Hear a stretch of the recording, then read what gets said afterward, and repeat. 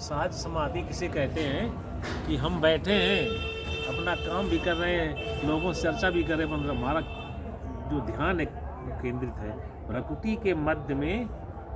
ज्योति के आत्म ज्योति के दर्शन होते हैं, तो जिसकी भवें कम चलती हैं, समझो ध्यान कर रहा है, लपर लपर करे, कम ध्यान वाले होते हैं, ये भवें स्थिर हो जाती है जब हमारा ध्यान यहाँ केंद्रित प्रकृति के मध्य में केंद्रित रहता। हम बात कर रहे हैं, सब कुछ हो रहा, पर दिमाग हमारा वहीं लगा हुआ है। राजा जनक से सुखदेव जी को व्यास जी ने भेजा कि घर गृहस्थी में रह कर के भी परमात्मा से मिला जा सकता है। उन्हें भ्रम था सुखदेव जी को, अपनी माँ के गर्भ से पैदा हुए, नाल छेदन भी नहीं, संस्कार नहीं, जंगल की तरफ जा रहे हैं, और व्यास जी हा पुत्र, बड़ी आराधना से बेटा मिला है, और वो जंगल में जा रहा तो वो हो गया। पीछे पीछे पुत्र करते चले जा रहे, बेटा ने ध्यान नहीं दिया। वृक्षों ने उत्तर दिया कि जो हमारे ऊपर पत्थर मारते हैं उन्हें अपने पुत्र फल अम्भेट कर देते हैं, और तुम्हारा बेटा विश्व का कल्याण करने जा रहा है, उसके पीछे हाया क्यों करते हो। व्यास जी वहाँ से लौट के आते हैं, रास्ते में एक सरोवर मिला, दिव्य अप्सराएं नग्न होकर के स्नान कर रही थी। तो सुखदेव जी 16 वर्ष गर्भ में रहे, नौजवान थे, निकले तो उन महिलाओं ने पर्दा नहीं किया। व्यास जी पहुंचे तो पर्दा कर लिया। पूछा व्यास जी ने कि आपने तो मेरा अपमान कर दिया, हमारा भरोसा नहीं, वृद्ध संत है, हमारा भरोसा नहीं, नौजवान बेटा निकल गया, तुमने उनसे पर्दा नहीं क्यों नहीं किया। तो उन्होंने बताया तुम्हारे पुत्र की दृष्टि में केवल ईश्वर भगवान के अलावा दूसरी कोई चीज़ है ही नहीं। आपकी दृष्टि में भेद है कि ये स्त्री और ये पुरुष है। जब आपकी दृष्टि में भेद है तो हमारी दृष्टि में भेद है, और आपकी दृष्टि में भेद नहीं होता तो हम भी भेद नहीं करते। तो आप तो धर्म के निर्माता हैं, वेद की व्याख्या की है, और इसलिए हमने जब मर्यादा का पालन नहीं करते तो आपको नाराज होते, क्रोध होते। तो ध्यान सुखदेव जी जब वहाँ चले गए, गुफा में जाकर भजन करने लगे, तो व्यास जी ने कुछ श्लोक अपने शिष्यों से बताया कि ये श्लोक उसके साथ बोलो जाकर पास में। तो सबसे पहले उन्होंने भगवान की सुंदरता का वर्णन किया। वह मोर मुकुट सांवरी भवन, वो अलक झलक घुंघराली है, फैरान ललित पीताम्बर की, वाली की लसन निराली है, कटिकलित काछिनी कसे हुए, मुरलीधर अधर बजाते हैं, ग्वालों बालों को साथ लिए, गौओं के पीछे आते हैं। उस सुंदर रूप का वर्णन किया जब व्यास जी के शिष्यों ने। तो सुखदेव समाधि में बैठे थे, निराकार का चिंतन कर रहे थे। सोचा ही बड़ा सुंदर भगवान कैसा है, चलो होगा सुंदर, हमें क्या लेना देना। फिर उन्होंने कहा नहीं, केवल देखने में सुंदर नहीं है, उनके गुण कितने अच्छे हैं, इतने कृपालु दयालु दुनिया में कोई नहीं। जो पूतना अपने स्तनों में जहर लगा करके आई, उसे माँ की गति दे दी। अहो बकी ये स्तन कालकूटम, जिघांसया पाए दप्प साध्वी, असाध्वी थी, राक्षसनी थी, परंतु दुग्ध पान करवाया, भगवान ने माँ की गति दे दी। इससे दूसरा कृपालु कोई होगा। तो सुखदेव जी निराकार की समाधि छोड़ दी, इसमें कोई सुख नहीं है, हम तो साकार का चिंतन करें। गुफा से निकल करके आए, उन्होंने शिष्यों से कहा महाराज बहुत सुंदर आप कथा सुना रहे हो, और कुछ सुनाओ। उन्होंने कहा 18,000 श्लोक मैं पिताजी ने बनाए हैं इसी तरह का, हम तो एक दो आपको लेख सुना रहे हैं। 18,000 श्लोक तो भगवान की कथा से, लीला से आकर्षित होकर के सुखदेव जी निराकार की समाधि को त्याग दिया है, और सगुण ब्रह्म की उपासना करने के लिए कथा सुनने के लिए आ गए। कथा सुनाई, और उसके बाद बताया बेटा जंगल में जाकर के आराधना नहीं की जा सकती है, तमाम समस्याएं, घर में रह कर के भी भगवान को प्राप्त किया जा सकता है।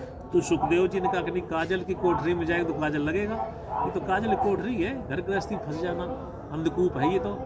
तब उन्होंने कहा कि नहीं आप जनक के पास जाओ। जनक घर गृहस्थी में राज का संचालन करने के बाद भी ईश्वर से एक क्षण के लिए अलग नहीं होते हैं। तो सुखदेव जी गए, राजा जनक परीक्षा लेते थे कि मिलने योग्य है कि नहीं है, अनावश्यक लोगों से नहीं मिलते थे। कौन परीक्षा लेते थे? जनक जी। नहीं, परीक्षा कौन लेते थे? जनक जी ऐसे व्यक्ति की परीक्षा करते हैं, ये सत्संग करने योग्य है कि नहीं है। अच्छा अच्छा। भाई जो सत्संग का जिज्ञासु उसे सत्संग करो, और जो करना ही नहीं चाहते, बिना मतलब में ज्ञान दे रहे हो तो उसे ग्रहण नहीं करेगा। तो योग्य व्यक्ति से ही मिलते थे। जैसे एक बार वहाँ जनक के दरबार में अष्टावक्र गए, हर जगह स्टेड। जी जी जी। अष्टावक्र को देखा तो जनक के दरबारियों को हंसी आ गई, ऐसा लचक लचक चल रहा है, एक जगह से 8 जगह से। अष्टावक्र समझ गए हमारे हुलिया देख रहे हैं, मेरी आत्मा को, मेरे ज्ञान को नहीं देखा। जनक के दरबार में तो सुखदेव अष्टावक्र को बहुत हंसी आई, जोरों से हंसे। तो जनक ने कहा गजब हो गया, हम लोग तो इसकी हुलिया को देख कर हंस रहे, ये क्यों हंस रहा है? पूछा, बाल्यावस्था थी। बेटा आप हमारे हंसने का तो कारण है, आप क्यों हंसे? तो उन्होंने कहा कि हम हंसे, वो बताएं आप क्यों हंसे, मेरे शरीर को देख के हंसे ना, पर तुमने मेरी आत्मा को देखा, मेरे ज्ञान को परखा। तो हमने सोचा कि यहाँ तो चमड़ी की परख करने वाले चमार बैठे हैं, जूता करने वाले सब हैं जो चमड़ी को देख रहे हैं, आपने मेरे ज्ञान को नहीं देखा। जनक निरुत्तर हो गए, तुरंत उतर के सम्मान किया, आसन दिया, सत्संग किया। ऐसे सुखदेव जी जब जाते हैं तो जनक ने पहले 2-1 दिन परीक्षा ली, परीक्षा में सफल हो गए। जनक आए मिलने के लिए योग्य व्यक्ति हैं, ये शंकर के अवतार थे, सुखदेव जी भगवान के अवतार थे। तो जनक पूजन की सामग्री लेकर के आए और उनको प्रणाम किया, पूजन किया और दान दक्षिणा देकर के आसन पर बैठा। पूछा महाराज बताओ क्या सेवा करें। तो सुखदेव जी ने कहा जो मैं देखना था वो देख लिया, आपका नाम है जनक समदर्शी, बस नाम ही नाम है कहीं कुछ नहीं। जनक ने कहा क्या देखा आपने। यार हमने तो ये देखा कि आप चोर के साथ चोर जैसा व्यवहार करते, साधु के साथ साधु जैसा व्यवहार करते, कैसे समदर्शी हो गए। तो जनक ने कहा ठीक है हम आपके प्रश्न का उत्तर देंगे, आप थोड़ा हमारा सम्मान जो प्रसाद रखा है इसको ग्रहण करें। तो भोजन रखा, तरह तरह का भोजन, थाली पर बैठे सुखदेव जी बगल में, तो उनके सर के ऊपर कच्चे धागे में तलवार टांग दी सुखदेव जी के सर के ऊपर। सुखदेव जी ने विचार कि कच्चे धागा में ये तलवार बंधी हो, कब खोपड़ी में टूट जाएगी। संकोच में कह नहीं रहे, भोजन तो कर रहे हैं पर दिमाग वही लगा, भोजन करते जा रहे हैं, संकोचन होना। जब खा पी के स्वस्थ होकर बैठे तो जनक ने कहा बताओ ये सबसे सुंदर पदार्थ कौन बना था। सुखदेव ने हम जाने नहीं पाए, क्या वो आपने तलवार टांग रखी थी, भय लगता था। तो जनक ने कहा ठीक इसी तरह से काल रूपी परमात्मा चक्कर काट रहा है, ऐसा चक्र है एक क्षण के लिए जीव को नहीं छोड़ता, कब टूट पड़े कोई जानता है। तो हम बस उसी तरह से ध्यान रखते हैं उसका लक्ष्य का, और अपना जो व्यवहार कर्तव्य उसका हम पालन कर रहे हैं। राजा का जो धर्म है अपराधी को दंड देना, महापुरुषों का सम्मान करना, सेवा करना, तो ये जो है का नाम समदर्शिता में आता है जी। जैसे सुग्रीव से राम जी ने कहा जाओ हम एक बाण से मारेंगे, भरोसा दिला दिया उन्होंने, हाँ ये मार देंगे। तो सुग्रीव युद्ध करने के लिए जाते हैं, ललकारते हैं बाली को, लेकिन फिर नहीं, बाली को ललकारा, बाली तैयार हुआ, पीटा पिटाया आदमी, और ये महाराज ललकारने आ गए, तो तारन पैर पकड़ ली, नहीं नहीं अब नहीं आप जाएंगे। क्यों कह रहे अब सुग्रीव के पक्ष में एक महापुरुष आ गए हैं। तो बाली ने पूछा कौन महापुरुष है, उन्होंने कहा राम। उन्होंने कहा पगली महापुरुष वो भगवान है। तो तारा ने कहा हमसे ज्यादा आप जानते फिर लड़ने क्यों जा रहे हो, जब भगवान उसके पक्ष में है तब क्यों जा रहे हो। तो ज्ञान देना शुरू कर दिया उसने। क्या ज्ञान दिया, भगवान का भी धर्म होता है, लक्षण होता है, वो समदर्शी होते हैं, किसी के पक्ष नहीं लेते, सबको एक समान देखते हैं। उपदेश देने लगा भगवान समदर्शी हैं। और इधर सुग्रीव से राम जी ने जब कहा कि जाओ युद्ध करो, तो सुग्रीव राम जी को उपदेश देने लगा महाराज जिस दिन से आपके दर्शन हुए में इतना ज्ञान हो गया है कि शत्रु मित्र सुख दुख जगमाही माया के परम कुछ नहीं है, ये तो सब माया का खेल है। आपके दर्शन हो गए, बाली में शत्रु नहीं दिखाई दे रहा है, बाली की कृपा हुई तो आपके दर्शन हो गए, नहीं मुझे घर राजमहल पड़े रहते दर्शन नहीं थे। सही बात है। तो उनकी कृपा होगी, महाराज हम लड़ाई नहीं करेंगे। राम जी का गजब हो गया, इन भक्तों के लिए सम से हम विषम बन रहे हैं। और तो राम जी ने कहा अच्छा ही बताओ, हमने संकल्प किया तो बाली को एक बाण से मार देंगे, मेरे संकल्प का क्या होगा।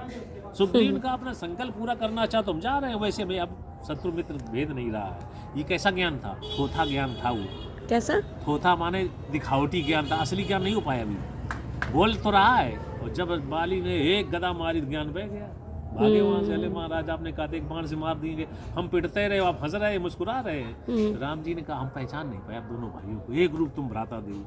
तो देखने में एक रूप नहीं थे, ज्ञान में वो ज्ञानी बन गया। तारा को उपदेश दो तुम्हें ज्ञान दे रहे हो, तो ज्ञान में तुम एक रूप हो गए। हम देख रहे थे सच्चे ज्ञानी हो कि कच्चे ज्ञानी हो। तो सुग्रीव का महाराज वो तुम्हारा ज्ञान क्षण भर का था, अब आप कृपा करो बाली को बंद करो, तुम्हें बस यही तो देखना चाहते थे। तो लोग ज्ञानी बन जाते हैं, क्षण भर में ज्ञान बह जाता, जो समस्या आई उससे परेशान हो जाते हैं। तो कहने का मतलब है कि जो उच्च कोटि का ज्ञान है जब तक वो नहीं मिलता है तब तक कब जीव फिसल जाए, कब विषय इतने प्रबल हैं कि बलवान इंद्री ग्रामो विद्वांसम अपकर्षति, इंद्रियां इतनी बलवती, बड़े बड़े ज्ञानियों को ऋषियों को मोहित कर लिया। व्यास जी ने भागवत की रचना की, जैमिनी ऋषि शिष्य थे, उनसे कहा भागवत देखो की कमी तो नहीं रह गई है। अब गुरु शिष्य से कहे तुम देखो, वो तैयार हो गए, देखते चले जा रहे। जो यही श्लोक आया बलवान इंद्री ग्रामो विद्वांसम अपकर्षति, गोस्वामी जी लिखा है भ्राता पिता पुत्र उर्गारी पुरुष मनोहर निरखत नारी हो जी विकल सक मन ही न रोकी जिम रवि मन द्रो रवि विलोकी। नौजवान माँ को नौजवान बेटे को एक साथ बैठ करके हंसी मजाक नहीं करना चाहिए। नौजवान भाई बहन को एकांत बैठ करके हंसी मजाक नहीं करना चाहिए। नौजवान पिता को नौजवान बेटी को एकांत बैठ कर हंसी मजाक नहीं करना चाहिए लिखा। तो जैमिनी ने कहा महाराज गलत लिख दिया आपने।